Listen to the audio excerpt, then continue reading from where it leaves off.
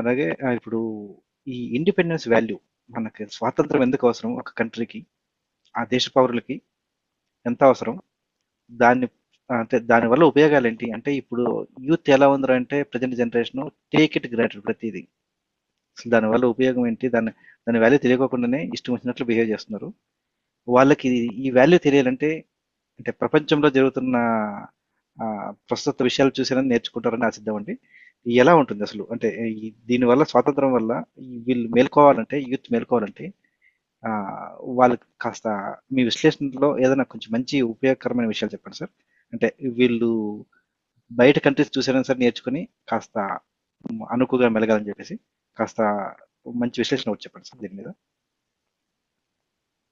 బయట కంట్రీలు చూసి నేర్చుకోవాల్సినంత అగత్యం మన భారతీయులకు లేదులే కానీ. ఎందుకంటే ఇండిపెండెన్స్ డే ఎప్పుడో ఆమ్, ఇంకా వందల సంవత్సరాలు ఏం కాలేదు.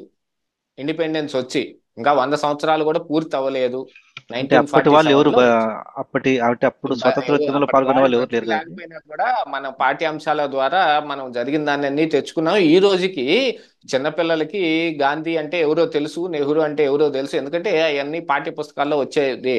కాకపోతే ఇప్పుడు ఏం జరిగింది, ఇప్పుడు ఈ గాంధీని కానీ నెహ్రూని కానీ ఇండిపెండెన్స్ తెచ్చారు అనే దాని మీద దానికంటే వాళ్ళు ప్రత్యర్థి పార్టీలో ఉన్న నాయకులు అనే ఒక కలర్ ఇచ్చి బీజేపీ కొంత వేరే రకాలైన ప్రయత్నం చేస్తుంది.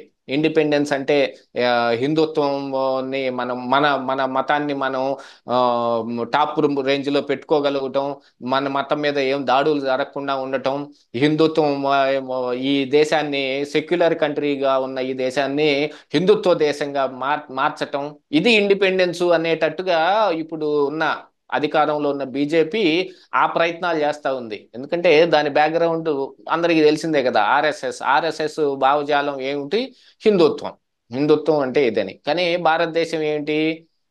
ఈ బ్రిటిషర్స్ మనల్ని వదిలిపోయేటప్పటికి వాళ్ళు ఇక్కడ 300 సంవత్సరాలుగా రాజ్యం చేస్తూ ఇక్కడ ఒక రకమైన దీన్ని పెంచి పోషించిపోయారు.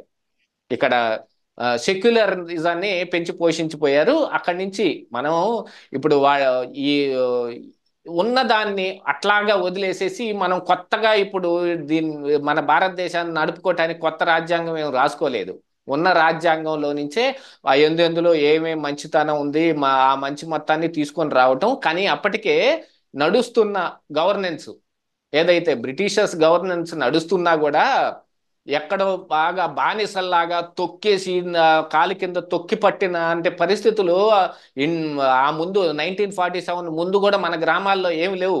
అప్పటికి రిజిస్టార్ ఆఫీసర్లు పొలం రిజిస్ట్రేషన్లు చేసుకుంటారు, ఎవరి ఇల్లు వాళ్ళకు ఉంటారు, కాగితాలు ఉంటారు. ఈ మామూలు గవర్నెన్స్ అంతా నడుస్తుంది. బస్సులు, రైళ్లు, ఒక గవర్నెన్స్ నడుస్తానే ఉంది. ఆ గవర్నెన్స్ ని కంటిన్యూషన్ చేయటానికి మనం మన సొంత రాజ్యాంగాన్ని, భారతదేశ రాజ్యాంగాన్ని, కాకపోతే అప్పటి వరకు బ్రిటిష్ రాణి మనకు ఈ దేశం మీద కూడా ఆధిపత్యం చెలాయిస్తుంది కాబట్టి ఆ కాయిన్స్ మీదనో లేకపోతే రాజముద్రికలు టైపు ఇలా కొన్ని ఉండేవి. ఇండిపెండెన్స్ కోసం పోరాటం చేసే వాళ్ళని మాత్రం ఎక్కువగా అణిచివేయటం, జలియన్ వాలాబాగ్ లాంటి సంఘటనలు, అల్లూరి సీతారామరాజు లాంటి వాళ్ళని ఈ ఎక్స్మిస్టులుగా, నక్సలైట్లుగా పరిగణించి వాళ్ళని ఎన్కౌంటర్ చేయటాలు ఇలాంటివి చేశారు తప్ప సాధారణ పౌరుల జీవితంలో వాళ్ళు పెద్దగా వీళ్ళని వేధించింది ఏమీ లేదు. అందుకని 1947 ముందు ఉన్న గవర్నెన్స్ ని ఇప్పుడు అలా కంటిన్యూ చేసుకుంటూ వచ్చాం.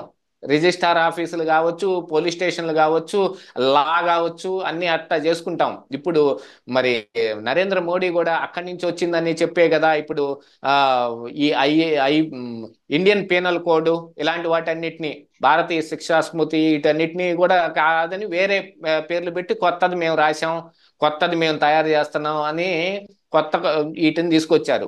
అప్పుడు ఇండిపెండెన్స్ కు బిఫోర్ బ్రిటిషర్స్ రాజ్యం చేస్తున్నప్పుడు వాళ్ళకి కొంత వెసులుబాటుగా ఉండే విధంగా కొన్ని రాసుకున్నారు. వాటిని కూడా కొన్ని పాటిస్తున్నారు. వాటిని తీసేస్తే సరిపోయేది. అసలు ఈయన ఏదో కలగాపలగం చేసే వేరే కొత్త మ్యాటర్ ఒకటి తీసుకొచ్చాడు. సరే, ఆ విషయం ఎలా ఉన్నప్పటికీ కూడా ఇప్పుడు స్వేచ్ఛ స్వాతంత్రం అనే విషయానికి వస్తే భారతదేశంలో ఇప్పుడున్న పిల్లలకి స్వేచ్ఛా స్వాతంత్రం అప్పుడు ఉన్నది ఆ, ఆ, స్వేచ్ఛ లేదు, ఏదైనా మాట్లాడే అవకాశం లేదు అనేది ఇప్పుడున్న వాళ్ళకి ఏం తెలియదు కదా. ఇప్పుడు ఉన్నవాళ్ళు ఇష్టం వచ్చినట్టు చేస్తున్నారు. దీంతో పాటుగా ఏంటంటే ఇక్కడ ఇండిపెండెన్స్ తో పాటు మనం వెస్ట్రన్ కల్చర్ అనే దాన్ని బాగా డెవలప్ చేసుకున్నాం.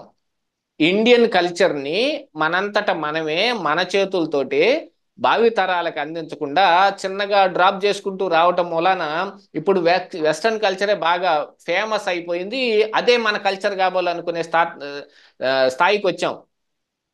ఇప్పటికీ అడపాదడపా ఎక్కడో పల్లెటూరులో పంచలు కట్టుకునే వాళ్ళు కనిపిస్తున్నారు, కానీ సిటీలో ఎవరన్నా ఉన్నారండి పంచ కట్టుకునే వాళ్ళు? ప్యాంటే మనకి ఆ, మీ లుంగీ కట్టుకున్నారంటారా? ఓకే, వెల్ అండ్ గుడ్, అది పర్వాలేదు. కానీ ఇప్పుడు ప్యాంటు షర్టు ఇదే మన సాంప్రదాయ దుస్తులు అనే రకంగా అయిపోయింది. ఎక్కడో గుడికి వెళ్ళినప్పుడు పంచ కట్టుకోవటం ఇలాంటివి జరుగుతున్నాయి, కానీ సాంప్రదాయ దుస్తులు అనేది.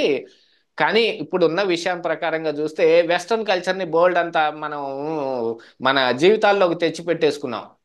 అంటే మన భారతదేశంలో ఉండే సంస్కృతిని, ఇండిపెండెన్స్ ని మనం వెస్ట్రన్ కల్చర్ చేతుల్లో పెట్టేస్తున్నాం. ఇప్పుడు ఏమవుతుంది, తీసుకెళ్ళి వెళ్ళి వెళ్ళి ఎక్కువగా ఆ వెస్ట్రనిటీని తీసుకొస్తుంటే ఒకప్పుడు మామిడి పండు ఉండేదాన్ని ఇప్పుడు కివీ పండు, స్ట్రాబెర్రీస్, అల్బకరాస్ ఇలాంటివన్నీ తీసుకొచ్చారు. జామకాయలు కానీ, మామిడికాయలు కానీ, సపోటా కాయలు కానీ వీటన్నిటిని పక్క దోసేసి dragon strawberry, fruits, dragon fruits, dragon avocado. Fruit, avocado ఇట్లాంటివన్నీ తీసుకొచ్చి మన పిల్లలకి నేర్పటం మొదలు పెడితే ఇప్పుడు ఏమైపోయింది, మనం చిన్నగా మన చేతుల్లో నుంచి మన స్వాతంత్రాన్ని పరాయి వాడి చేతుల్లో పెడుతున్నాం, వెస్ట్రన్ కల్చర్ చేతుల్లో పెట్టాం. ఆ పంటలు ఇక్కడ పండవు. ఇప్పుడు డ్రాగన్ ఫ్రూట్ అయితే ఇక్కడ పంట వేస్తే పండుతుంది, కానీ అవకాడో పండుతుందా? స్ట్రాబెర్రీస్ పరిస్థితి ఏమిటి? వాడు పండించి మనకు పంపిస్తే వాడి దగ్గర డాలర్లో కొనుక్కొని మనం తింటాం. ఎందుకు ఈ దుస్థితి? మనకు పండ్లు లేకనా, మనకు పంట లేకనా, మనకు పండించే రైతులు లేకనా? మరి ఇది కూడా ఇండిపెండెన్స్ లో ఒక భాగమే అని చూడాలి. మన పంటలు, మన సంస్కృతి, మన జీవన విధానం, మన భారతీయ ఆ, ఈ ఇక్కడ ఉండే సెక్యులరిజం వీటన్నిటిని మనం చూడాల్సిన అవసరం ఉంది. కాకపోతే మన ఇండిపెండెన్స్ ని తీసుకెళ్లి వాడి చేతుల్లో పెడుతున్నాం. ఏది ఫ్రూట్స్ దీనికే కాకుండా మరి ఇప్పుడు జంక్ ఫుడ్స్ లో కూడా చూడండి, పొంగడాలు, పునుగులు తినేవాడు లేకుండా పోయాడు. పిజ్జా, బర్గర్, చైనా నుంచి వచ్చిన మోమోస్ అన్నీ అంతా వెస్ట్రన్ కల్చరే. కేఎఫ్సి, కాకా హోటల్ పోయింది, కేఎఫ్సి హోటల్స్ వచ్చేసాయి. ఇడ్లీ తినేవాడు లేడు ఇప్పుడు. ఇప్పుడు పొద్దున్నే ఇళ్లలో కూడా చాలా మంది పల్లెటూరులో నేను చూస్తా ఉన్నాను, పాన్ కేక్ అంటున్నారు. ఇడ్లీ వడ దోశ పోతోంది. అంటే ఏంటి, మన స్వాతంత్రాన్ని మనమే వెస్ట్రన్ కల్చర్ చేతుల్లో పెట్టేస్తున్నాం. ఇప్పుడు వీళ్ళకి తెలియకుండానే వాళ్ళకి బానిసలు అయిపోతా ఉన్నారు. అక్కడి నుంచి వస్తే రావాలి, అక్కడ డాలర్లు. ఇక ఇండియాకి, వెస్ట్రన్ కంట్రీస్ కి, యూరోపియన్ కంట్రీస్ కి ఉన్న ఈ మారకపు విలువను చూసుకొని ఇక్కడ చదువుకొని అక్కడ ఊడిగం చేయడానికి వెళ్తున్నారు. యాక్చువల్గా ఆ మాట అనకూడదు. వాళ్ళు అక్కడ అలానే చూస్తున్నారు. అక్కడ వాళ్ళని ఏమిటంటానంటే నేను, అక్కడ వాళ్ళని హైర్ చేసుకుంటే ఎక్కువ ఖర్చు అవుతుంది కాబట్టి ఇక్కడ మ్యాన్ పవర్లో ఇక్కడ వీళ్ళకి కొన్ని డాలర్ల ఆశ చూపి వీళ్ళు అక్కడ పవర్ చేసుకుంటున్నారు. వాళ్ళకి పని చేసి పడుతూ ఉన్నాం మనం. పోనీ సరే, ఆ విషయం వదిలేస్తే ఇండియాలోనే బోల్డ్ కంపెనీలు, చాలా కంపెనీలు, ఇండియన్ కంపెనీలు, సాఫ్ట్వేర్ కంపెనీలతో సహా ఇండియా కంపెనీలు తయారైనప్పటికీ కూడా మళ్ళీ కాంట్రాక్ట్ ఎక్కడి నుంచి రావాలి? ఆ మైక్రోసాఫ్ట్ నుంచి రావాలి, ఆ ఐబిఎం నుంచి రావాలి. మన ఎకానమీ మొత్తం మళ్ళీ వెస్ట్రన్ వాడి చేతుల్లోకి పెట్టేసుకుంటున్నాం. అంటే చిన్నగా మనకు వచ్చిన స్వాతంత్రాన్ని మనం వెస్ట్రన్ కల్చర్కి అప్పచెప్పేస్తున్నాం. మన జీవన విధానంలో కావచ్చు, మన బ్రతుకు విధానంలో కావచ్చు, మన ఆర్థిక విధానాల్లో కావచ్చు, మన సాంస్కృతిక విధానాల్లో కావచ్చు.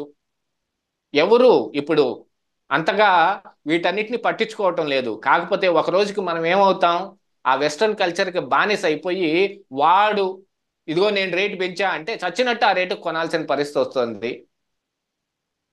ఈ బీటీ కాటన్ కావచ్చు, కొత్త వంగడాలు, బీటీ వంకాయ కూడా తయారు చేశాడు.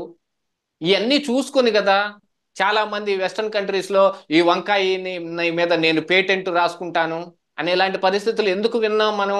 అంటే మన కల్చర్ని మనం వాడి దగ్గర తాకట్టు పెట్టేస్తున్నాం, వాడి కింద బానిసత్వం చేయడానికి వెళ్ళిపోతున్నాం. ఇక్కడ గుర్తించాల్సిన అంశం అదే. వెస్ట్రన్ కల్చర్ని కాదని వద్దని ఎవరు చెప్పటం లేదు, కానీ మన ఇండియా సంస్కృతిని, భారతీయ సంస్కృతిని ఇలా కాపాడుకోవటం అవసరం. కానీ అన్ఫార్చునేట్లీ రాజకీయ పార్టీలు ఏం చేశాయి? మతపరమైనవి కానీ, కులపరమైనవి కానీ, ఓట్ల పరమైనవి కానీ, ప్రాంతపరమైనవి కానీ, ఏ వివాదాలు ఉన్నాయో వాటిని పెంపొందిస్తూ వాటితోటి చలిగాచుకోవటం మొదలుపెట్టాయి. భారతీయ జనతా పార్టీ కావచ్చు, కాంగ్రెస్ పార్టీ కావచ్చు, ఎవరైనా సరే. ఇక ప్రాంతీయ పార్టీలు, లోకల్ పార్టీస్, ఏ స్టేట్కి ఆ స్టేట్ అక్కడుండే ఒక ప్రాంతీయ అంశం మీద అవి పుట్టుకురావటం. కొంతమంది సపరేట్ స్టేట్ కావాలని డిమాండ్ చేయటం, కొంతమంది సపరేట్ దేశమే కావాలని డిమాండ్ చేయటం, ఇలాంటివన్నీ జరుగుతున్నాయి కదా. దీంతో పాటుగా ఏంటంటే పరాయి మతాలు మన భారతదేశంలో దినదినాభివృద్ధిగా పెరగటం మొదలుపెట్టాయి. అలా పెరుగుతూ ఉండటాన్ని ఒక బూచిగా చూపించే ప్రయత్నం ఇప్పుడు కొన్ని పార్టీలు చేస్తా ఉన్నాయి, హిందుత్వం పేరుతోటి. అంటే వాళ్ళ మీద మనం ఏంటి, విషం నూరిపోస్తున్నాం. మనం చేయాల్సిన పని మనం చేయటం లేదు, ప్రజలు చేయాల్సిన పని ప్రజలు చేయట్లేదు, రాజకీయ నాయకులు చేయాల్సిన పని వాళ్ళు చేయటం లేదు. ఎవ్వరూ చేయకుండా మొత్తం ఏమవుతుంది, తిరిగి తీసుకెళ్ళి ఆ వెస్ట్రన్ కల్చర్ చేతుల్లోనో, వెస్ట్రన్ ఎకానమీ చేతుల్లోనో, వాళ్ళ చేతుల్లో పెట్టడం మూలాన పరాయి దేశం మన మీద ఇంకా ఆధిపత్యంలోనే ఉంది. మన సంస్కృతి మీద కానీ, మన ఆర్థిక విధానాల మీద కానీ, మన జీవన శైలి మీద కానీ వాళ్లే ప్రభావం చూపిస్తుంటే మనకు స్వాతంత్రం వచ్చినట్ట? వాటన్నిటినీ వదిలేసుకొని పల్లెటూరులో బ్రతకటం నేర్చుకోండి, పాడి పంటల్ని వృద్ధి చేసుకోవటం నేర్చుకోండి, పాలు తాగటం నేర్చుకోండి, అన్నం తినటం నేర్చుకోండి, పిజ్జా బర్గర్లు మానేయండి. అప్పుడు మన సంస్కృతి మనకి మిగులుతుంది, మన పండించే రైతుకి మనం సహాయం చేయగలుగుతాం, మనం కొనుక్కునే రూపాయలు మన మన భారతదేశంలోనే ఉంటాయి. మనం పరాయి వాడి దుస్తులు ఎంతగా మన దీంట్లో ఇది పెట్టుకున్నామో ఇక నుంచైనా పెట్టుకుని మన దుస్తుల్ని మనం ఎంకరేజ్ చేసుకోవటం గనక స్టార్ట్ చేస్తే మనకి మనకి తెలియకుండా మన మైండ్లో ఉన్న ఈ బానిసత్వం చిన్నగా పోయే అవకాశాలు ఉన్నాయి. అది యాక్చువల్గా చేయాల్సింది ఎవరైనా సరే ఇప్పుడు. ధన్యవాదాలు సార్, చాలా మంచి పాయింట్లు చెప్పారు. అందులో ఒకటి ఈ అంటే పశ్చిమ దేశాల కల్చర్కి ఎక్కువగా యువత అలవాటు పడుతున్నారు, స్వాతంత్రం పేరు చెప్పేసి. సో ఈ విషయాన్ని ఖచ్చితంగా ఆలోచించి యువత మన దేశీయ ఉత్పత్తుల్ని ఎంకరేజ్ చేయాలి, అలాగే పశ్చిమ దేశాల యొక్క దిగుమతిని తగ్గించుకోవాలని చెప్పి ఆశిద్దామండి. ధన్యవాదాలు సార్.